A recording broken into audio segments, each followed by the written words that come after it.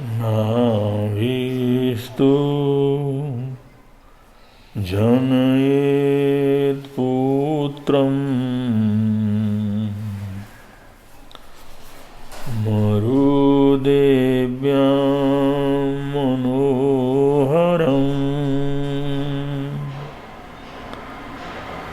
ऋषभं क्षत्रियश्रेष्ठम्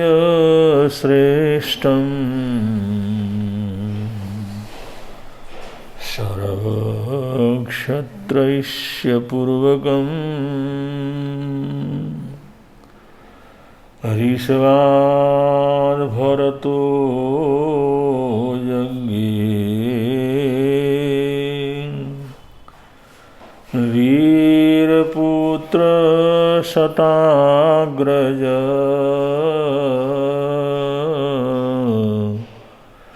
राज्ये अभिषिञ्च्य भरतम्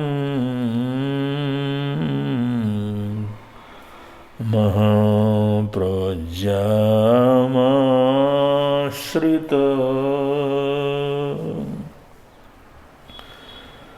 युगे युगे महापुण्यं दृश्यते द्वारिकापुरी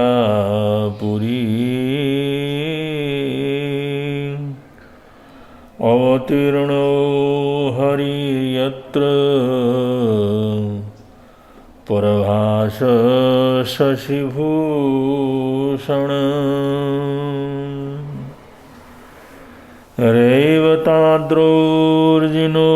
रेवताद्रोर्जिनोर्नेमि युगादिर्विमलाचले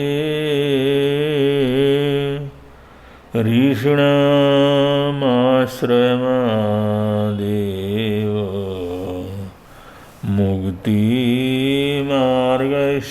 कारणम् ऋषीणामाश्रयादेव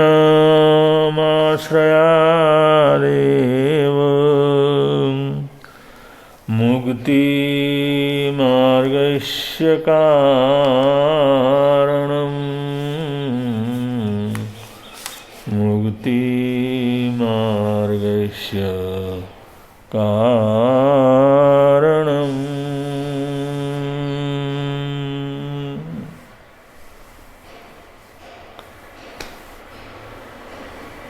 जो जीवे विवियाणे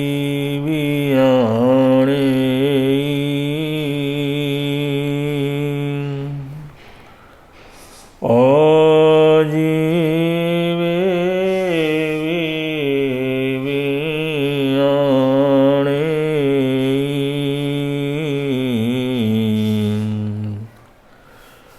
जीवा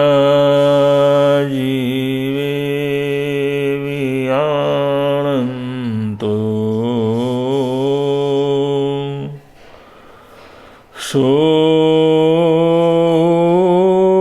नाहि संयमम्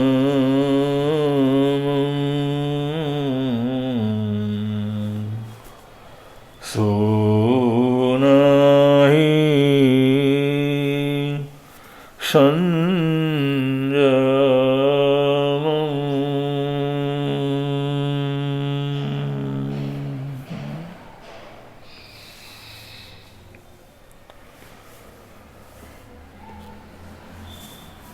संयमम चरित्र आचरण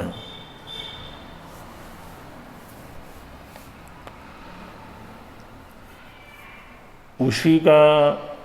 आचरण श्रेष्ठ होता है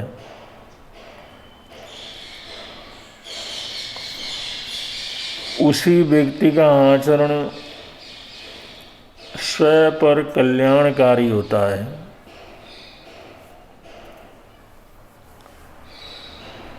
जिसने जीव अजीव के स्वरूप को अच्छी तरह से आत्मसात कर लिया है,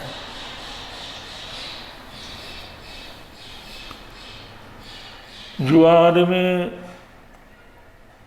जिज्ञासा से, ज्ञान की पिपासा से प्रेरित होकर या सत्संगत में ज्ञानियों से श्रवण कर जीव जगत को अच्छी तरह से जानता है, और जो जीव जगत को जानता है तो अजीव जगत को भी जानता है, क्योंकि सिर्फ एकाई से एक ही चीज को नहीं जाना जा सकता, क्योंकि जीव और अजीव ये दोनों ही तत्व शुरू से आखिर तक हमारे चारों तरफ एक दूसरे से मिले हुए रहते हैं, एक दूसरे से संबंधित रहते हैं, एक दूसरे से आकर्षित रहते हैं, एक दूसरे के उपकारक रहते हैं। तो ये ज्ञान को धारण करने वाला, समझने वाला एक को जाने और दूसरे को न जाने ऐसा नहीं होता। अजीव को जानते हैं तो ऑटोमेटिक उसको जीव को जानना होता है, अगर जीव को जानता है तो स्वाभाविक रूप से उसको अजीव का ज्ञान प्राप्त करना होता है। तो जो जीवे भी बियाणी, जिसने जीव के स्वरूप को अच्छी तरह से समझ लिया है, अजीवे भी बियाणी,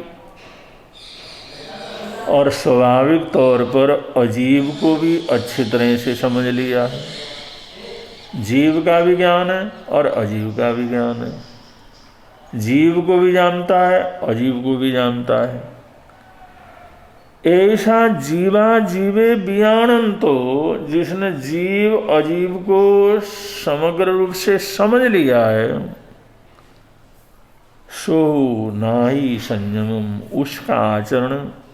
स्वाभाविक रूप से श्रेष्ठ होता है, स्वाभाविक रूप से अनुकरणीय रहता है, ग्राह्य रहता है, सबके लिए उपयोगी होता है, सबके लिए सुखद होता है। ऐसे जीव और अजीव को समझने वाले ज्ञानियों का आचरण स्वयं स्वाभाविक रूप से अहिंसा परक, सत्य परक, दया से परिपूर्ण, न्याय नीति से परिपूर्ण, ये सारे सद्गुण उसके आचरण के अंदर स्वाभाविक रूप से आ जाते हैं। अब यहाँ पर जीव को बियाणी जानता है, जीव को जानता है का मतलब सुना,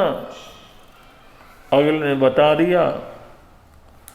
जैसे तुम्हारे अंदर जीव है ऐसे सामने जो प्राणी है उसके अंदर भी जीव है, और हमने इसको रट लिया कि जैसे मैं जीव हूँ ऐसे उसके अंदर भी जीव है। तो ये बाहर से आया हुआ ज्ञान है, ये किसी के बताने से या बाहर से हमने कलेक्ट किया है। तो बाहर का जो ज्ञान है, बाहर से जो है लिया हुआ है, वो आंतरिक ज्योति को प्रज्वलित करने के लिए सहायक तो हो सकता है, लेकिन वो वास्तविक ज्ञान नहीं होता। वास्तविक ज्ञान तो वो है जो हमारे अंदर से ही जो है वो प्रकाशित हो, अंदर से निकले। तो ये जीव और अजीव का ज्ञान, इसको ज्ञान से भी कुछ दूसरे शब्दों का प्रयोग करना पड़ेगा कि हम अगले को जीव के रूप में जानते हैं, स्वीकार करते हैं। तो इसके लिए बहुत जरूरी है कि हमारे जीवन में ऐसी गहरी संवेदना हो, ऐसा गहरा संवेदना का अनुभव हो, और उस अनुभव से हम गुजरते हों, तो समझ लो हमने जान लिया। अगर हमने पढ़ करके तो जान लिया, सुन करके तो जान लिया, कहने के लिए जान लिया, लेकिन संवेदना हमारे जीवन के अंदर पैदा नहीं हुई। अगर संवेदना पैदा नहीं हुई तो हमारा जानना वो सम्यक ज्ञान नहीं होता, क्योंकि बाहर का जो मिला हुआ ज्ञान है उसको आंतरिक संवेदना उपलब्ध नहीं हुई, दोनों नहीं मिले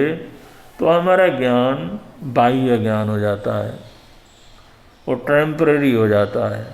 या कलेक्ट किया हुआ रहता है। लेकिन उसमें हमारी आंतरिक संवेदना भी जुड़ जाती है, आंतरिक संवेदना उसके अंदर जुड़ती है, तो समझ लो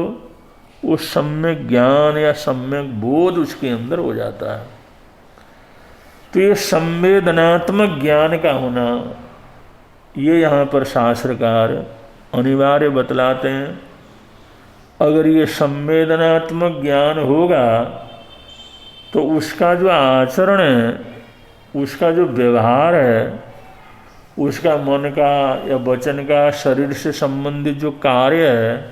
वो भी सम्यक आचरण के अंदर आएगा, वो चरित्र के अंदर आएगा। अगर हमारा ज्ञान वो संवेदना सहित ज्ञान हो। अगर संवेदना सहित ज्ञान नहीं है तो हमारे आचरण में परिवर्तन आ जाए, ऐसा कोई जरूरी नहीं है। ये उदाहरण से आप लोग समझ सकते हैं। जैसे संत नामदेव किसी मंदिर में जा रहे थे, अपने इष्ट देव को प्रसाद चढ़ाने के लिए जा रहे थे, कुछ सामान लेकर के जा रहे थे।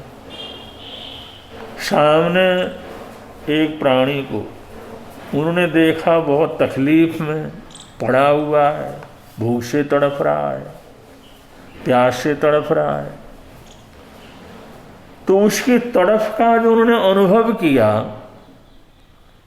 वो जो जैसे हमारे को ऐसी अवस्था होने पर जैसी हालात होती है, उसी हालात में सामने हुए पड़े हुए जीव को, उस दुखी जीव को देख करके, उस दुखी पशु को देख करके उसी तरह की संवेदना उनके मन के अंदर उभर करके आई। और वो दर्द, जैसे अपने घायल होने पर दर्द होता है, और ऐसा ही दर्द दूसरे के घायल होने पर भी हमारे हृदय के अंदर हो, तो ये संवेदना होती है। और ये संवेदना जितनी गहरी होती है, उतना ही हमारा ज्ञान,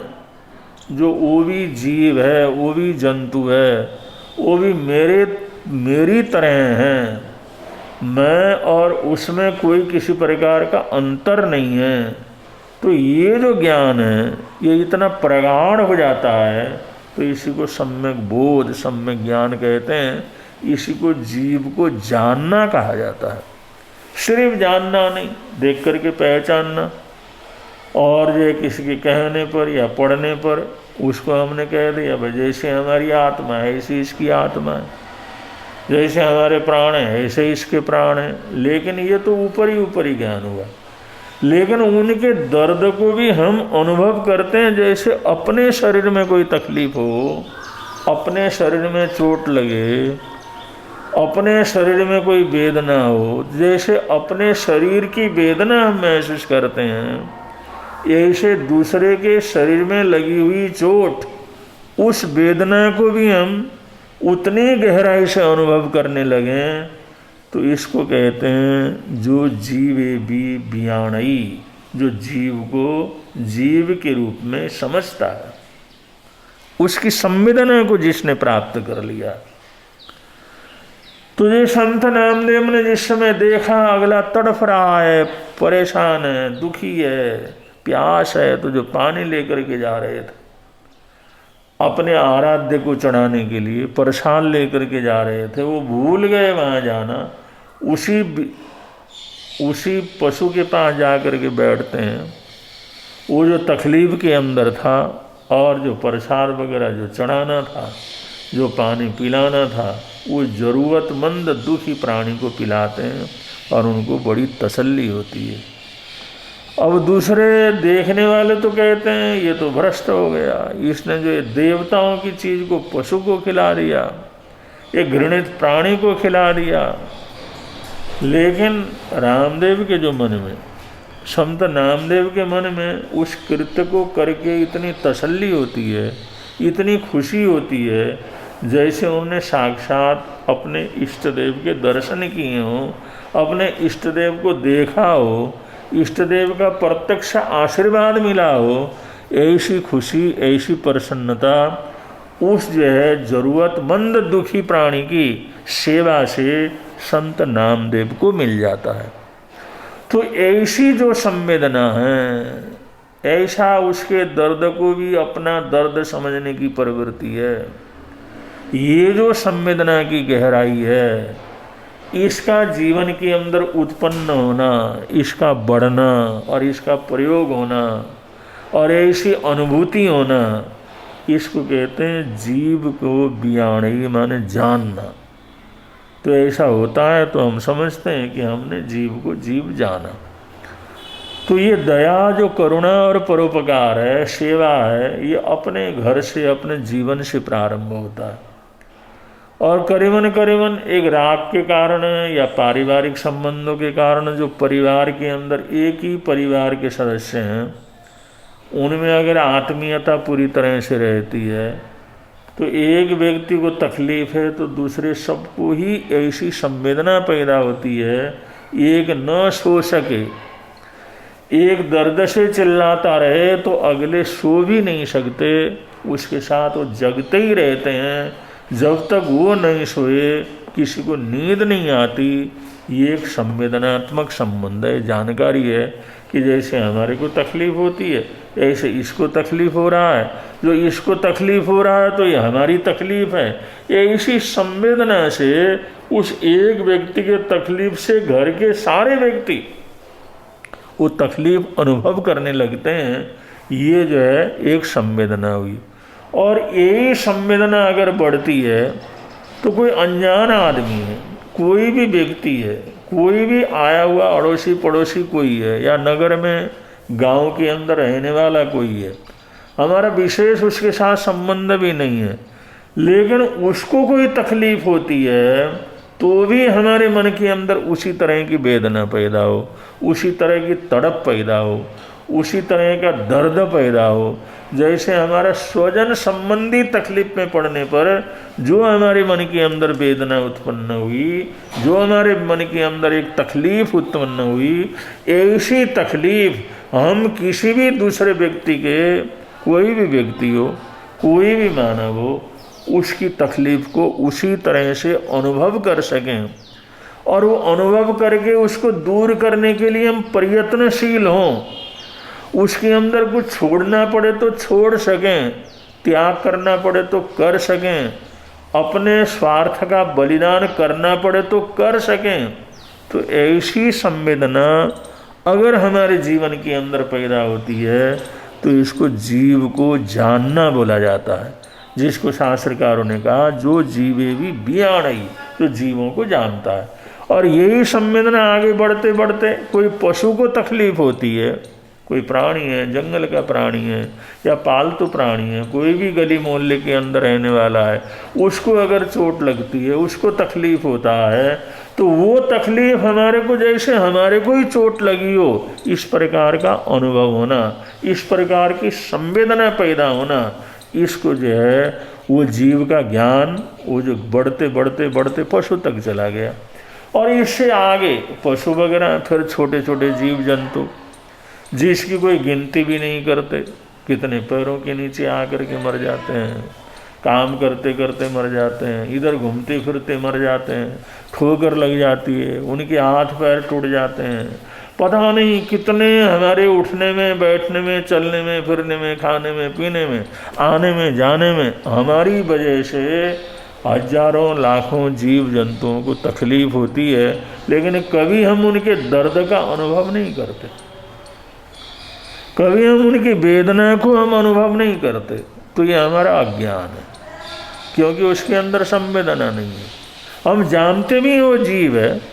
लेकिन उसकी संवेदना, उसका जो अनुभूति हमारे जीवन के अंदर नहीं होती। कोई चलते चलते कोई छोटा सा जीव अगर उसको ठोकर लगी, हमारी वजह से उसको तकलीफ हुई और उसकी आवाज़ को हम नहीं सुन सकते,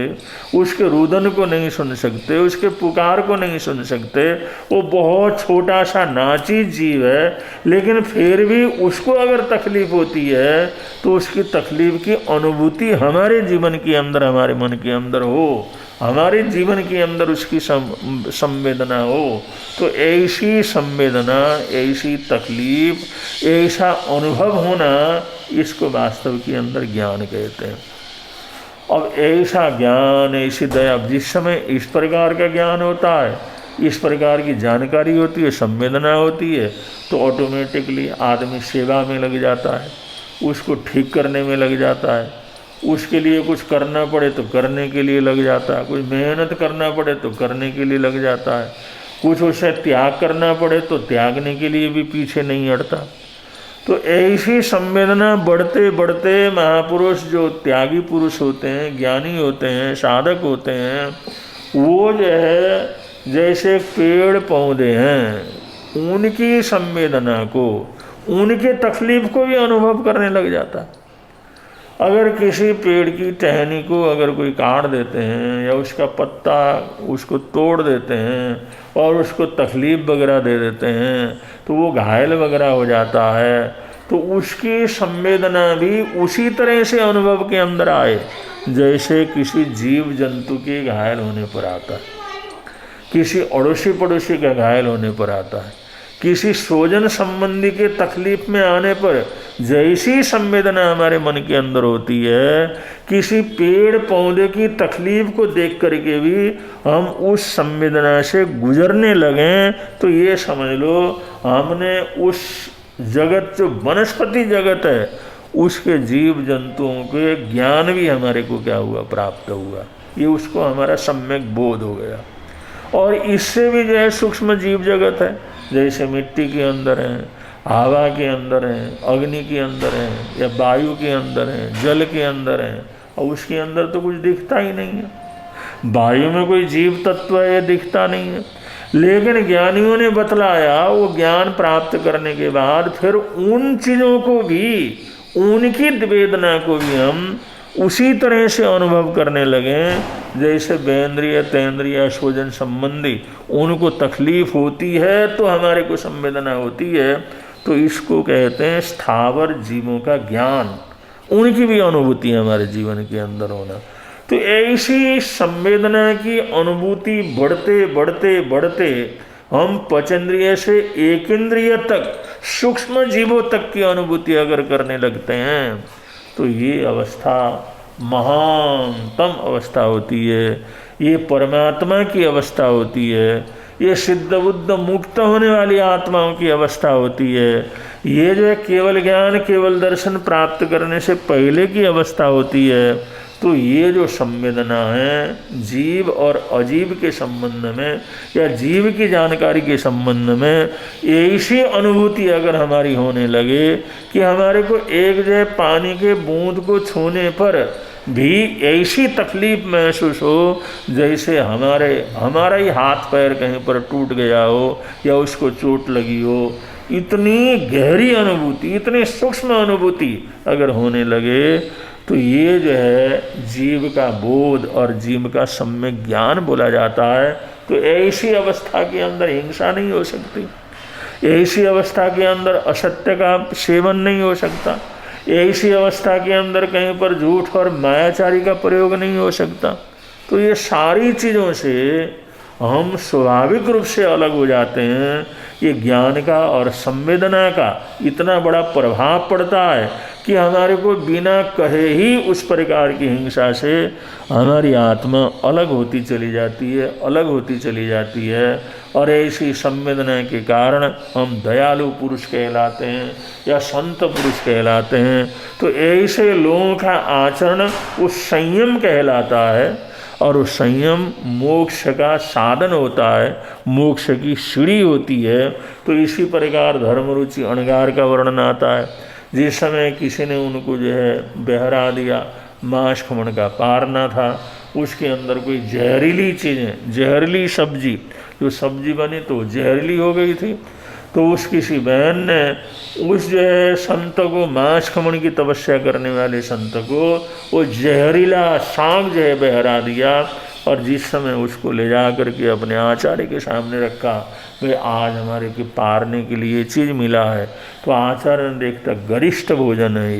ये तो साग है, इसमें तो तरह तरह की चीज़ें डली हुई हैं। तो उन्होंने जिस समय देखा, उसमें अपने ज्ञान से, अपनी जानकारी से, अपने जो मति से उन्होंने देखा ये भोजन हम सभी साधु संतों के लिए अनुकूल नहीं है, कोई भी ग्रहण करे तो उसको तकलीफ हो सकती है। तो उस मुनिराज को कहा भाई ये जो भोजन है ये बहुत खतरनाक भोजन है, और ये प्राणों को, जीव से प्राणों का अतिपात करने वाला भोजन है, और कोई भी इसको ग्रहण करेगा तो उसके प्राणों का अतिपात होने की संभावना है। इसलिए इसको ले जा करके ऐसी जगह पर रख दो जिससे किसी भी कोई तकलीफ न हो। तो वहाँ से उसको ले करके गए और जा करके उन्होंने देखा किसी भट्टी के पास, किसी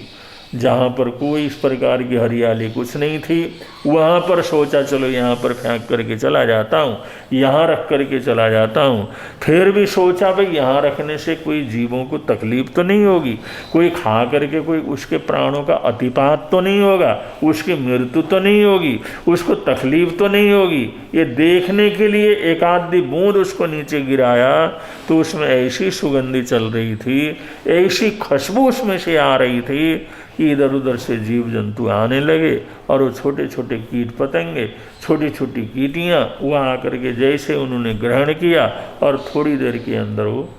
समाप्त हो गए, क्योंकि वो जहरीला था।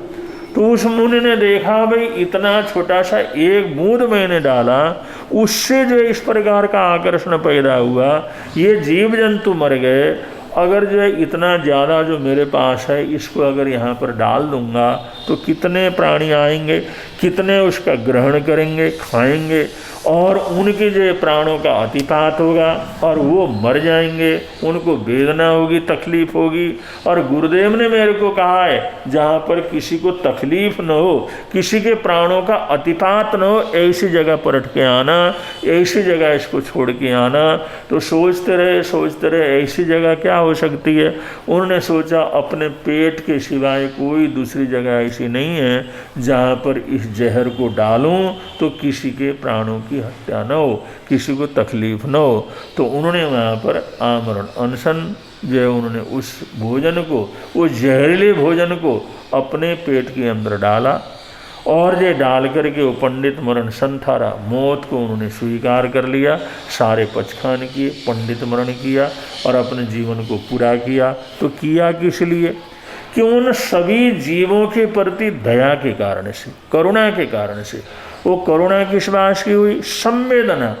वो अपने लिए वो सोचने लगे जैसे इसको खाने से मेरे को तकलीफ होगी, ऐसे इसको खाने से कोई प्राणी है, छोटा है, जंगली है, या छोटे छोटे जीव जंतु हैं, उनको भी ऐसी वेदना होगी, वो भी इसी तरह से तड़फेंगे, वो भी तड़फ तड़फ करके मरेंगे। तो उनकी वेदना को वो सहन नहीं कर सके। उन्होंने सोचा इतने प्राणियों की हत्या के कारण उससे तो मेरा एक ही शरीर चला जाए वो बेहतर है। तो उन्होंने उस पूरे जहर को अपने ही पेट के अंदर डाला, क्योंकि उन और किसी को तकलीफ न हो, इस संवेदना, इस ज्ञान के कारण से। तो जो है उनका इतना ऊंचा आचरण, किसी दूसरे प्राणी के रक्षा के लिए जहर को खुद यह ग्रहण कर जाना, ये बहुत बड़ी बात है। और ये उत्कृष्टतम चरित्र है जो कि जन्मों जन्मों के पाप कर्मों को काटने वाला है, जन्मों जन्मों के बंधनों को काटने वाला है, जन्मों जन्मों के बुरे पापों को नष्ट करने, जलाने वाला है। इतना बड़ा चरित्र कैसे घटित हुआ? क्योंकि जो जीवे भी यानी हर जीव को जानते थे, हर जीव की परिस्थिति को अनुभव करते थे, और हर जीव की तकलीफ को वो संवेदना, उनकी संवेदना वो अनुभव करती थी। इस संवेदना ज्ञान के कारण, इस जानकारी के कारण उनका चरित्र इतना ऊंचा क्या कर गया, उठ गया। तो शास्त्रकार यहाँ पर ये बतलाते हैं, अगर कोई जीव का ज्ञान हो और जीव का बोध हो, और जीव और जीव दोनों का ही बोध हो, तो उसका जो संयम है, उसकी आराधना है, उसकी साधना है, उसका आचरण है, वो सर्वोत्कृष्ट आचरण होता है, जो उसके लिए भी और सारे संसार के लिए भी कल्याणकारी आचरण होता है। तो ज्ञान का ऐसा चमत्कारिक प्रभाव पड़ता है। आगे इसका किस प्रकार का स्वरूप चलता है उस समय पर आप लोगों के समक्ष लाएंगे। बोलिए भगवान महावीर स्वामी की जय।